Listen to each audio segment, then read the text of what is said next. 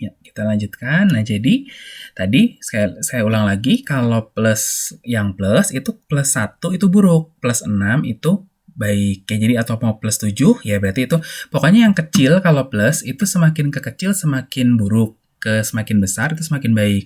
Kalau yang negatif ya kebalikannya, semakin negatif 1 kan, negatif 6 kan lebih kecil daripada negatif 1 ya. Itu semakin ke negatif 1 itu semakin baik, semakin ke negatif 6 ya berarti semakin jelek, semakin ke yang gede negatifnya, nah itu semakin buruk gitu. Nah seperti itu. Nah kita perusahaan itu menentukan nilainya itu ya ini subjektif ya, subjektif tapi berdasarkan patokan yang tadi. Nah di sini ya saya tunjukkan ya, nih ya ini ratingnya ya, ini abaikan dulu ya. Nah ini biar nggak itu ya saya hide lagi biar nggak hilang fokusnya. Nah ini ratingnya seperti ini ya, seperti ini.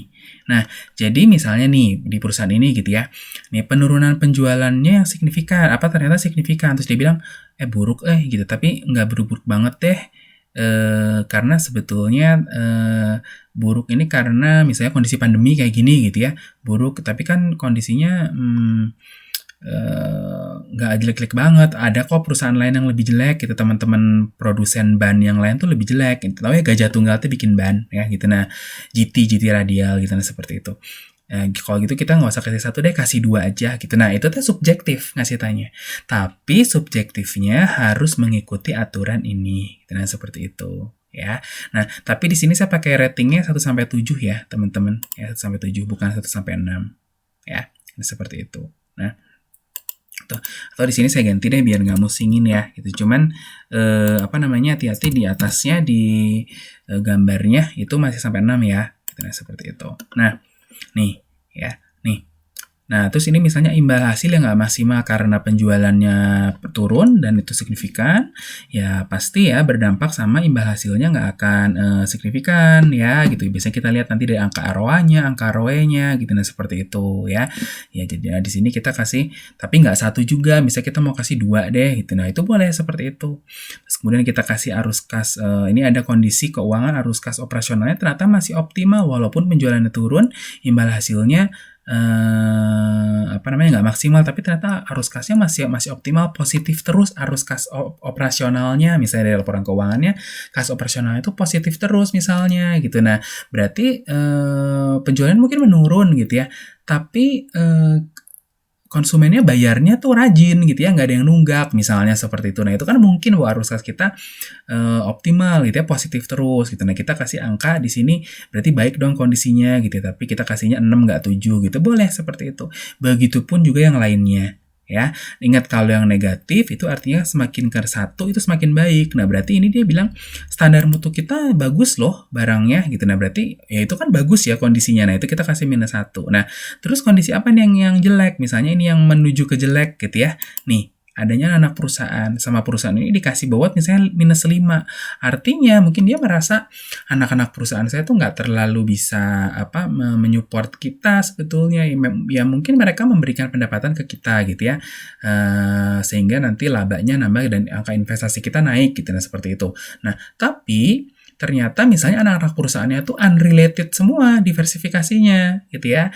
Jadi kan ban nih misalnya dia anak perusahaannya itu hotel misalnya, atau anak perusahaannya adalah garment, nggak ada hubungannya gitu ya sama ban gitu. Nah seperti itu, sehingga nggak bisa memberikan bantuan yang konsisten di rantai bisnisnya perusahaan ya. Misalnya ya kalau ban kan misalnya dia punya mobil sendiri ya gitu. Nah artinya kan ban itu pasti diperlukan sama kendaraan ya, mobil motor gitu. Nah misalnya dia kondisinya nggak seperti itu gitu. Nah berarti dia merasa bahwa anak-anak perusahaan saya itu nggak bisa membantu terlalu banyak, makanya dia kasih bobotnya 5 deh gitu, nggak bagus gitu. Nah seperti itu.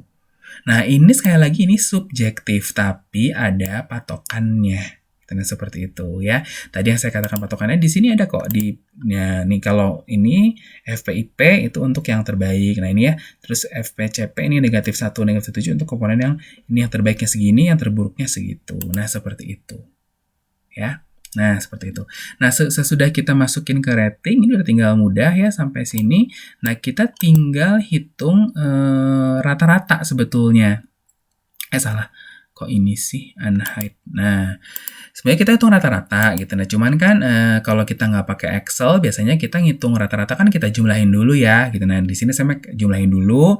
Nah, terserah cuman kalau kita pakai Excel kan bisa langsung average sebetulnya ya. Kalau kita teman-teman ngitung manual, ya nggak pakai Excel kan harus ngitung jumlah dulu. Nah, tapi kan kalau ini nggak mau dipakai juga nggak apa-apa, saya tutup ya gitu. Nah, kalau di Excel kan tinggal masukin average. Nah, kita udah ngitung rata-ratanya ya, rata-ratanya. Nah, di sini ya. Nah, sekarang kita tinggal ya menjumlahkan. Nah, menjumlahkannya gimana nih? Yang biru ya sama biru, yang kuning sama kuning. Nih, ikutin yang ini. Nih, kita jumlahkan rata-ratanya nih. Sumbu X adalah CP sama IP. Nah, CP sama IP, kuning sama kuning. Sumbu Y adalah SP sama FP. FP sama FP. Nah, FP sama SP nih. Jadi yang biru sama yang biru itu sumbu Y, yang kuning sama yang kuning jadi sumbu X. Kita lihat ya, nih, sumbu Y. Tuh. Ya, ini sama ini ditambahin ya. Jadinya minus 0,33. Sumbu X-nya minus 2 tambah 6 jadinya 4. Artinya ini titiknya adalah 4, minus 0 sorry harus pakai titik koma ya biar nggak ketukar, minus 0,33 nih titiknya ya. Nah, sekarang kita tinggal masukkan aja di ininya di mana ya tadi yang ada. Nah, ini ingat ya, 4 sama minus 0,33 nih, X-nya 4 ya, nih di sini Y-nya minus 0,33. Artinya di sini ya, minus 0,33 nih. Di sini sama di sini, 4 di sini. Nah, artinya perusahaan Gajah Tunggal itu berdasarkan ya kondisi FP, SP, IP, CP-nya mereka, posisi perusahaan itu ada di posisi kompetitif. Ketika mereka ada di posisi kompetitif, pilihan strateginya adalah ini, intensif atau integration. Nah, jangan lupa intensif sama integration itu ya. Nah, ingat ya, intensif sama integration itu, intensif itu ada 3, integration juga ada 3. Nah, yang mana yang dipilih gitu. Nah, seperti itu. Nah, nanti kita memilih dari 3 ini ya, itu nanti di yang terakhir, bukan di tahap matching stage, tapi di tahap decision ya, di tahap decision yang tahap ketiga. Gitu, nah, seperti itu. Ya, nah, fungsinya alat-alat ini itu untuk mengerucutkan pilihan kita, sehingga kita memilih dari yang lebih sedikit. Kan lebih mudah memilih dari yang sedikit daripada memilih dari yang banyak. Nah, seperti itu ya. Fungsinya alat-alat ini nanti sama di BCG segala. Nah, input matching sama decision stage ya gitu. Nah, di BCG ini juga sama. Nanti pilihan strateginya itu banyak di matriks-matriksnya mereka. Nih, kalau BCG itu nih kayak gini ya. Nah, nanti dia stars isinya banyak pilihan strategi. Di sini banyak pilihan strategi. Nah, seperti itu.